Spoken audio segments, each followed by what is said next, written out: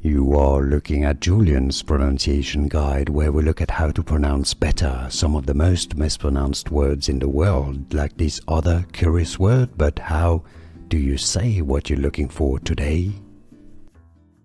Let's learn once and for all how to pronounce this name correctly in Hungarian, and how you can easily say it also in English. If you want to learn more confusing Hungarian names, stay tuned. I've got more videos for you. You'll want to learn from Balazs. Essentially, you kind of replace the last ZS with a J or a ZH. Balazs. Balazs. In English, therefore, simply Balazs.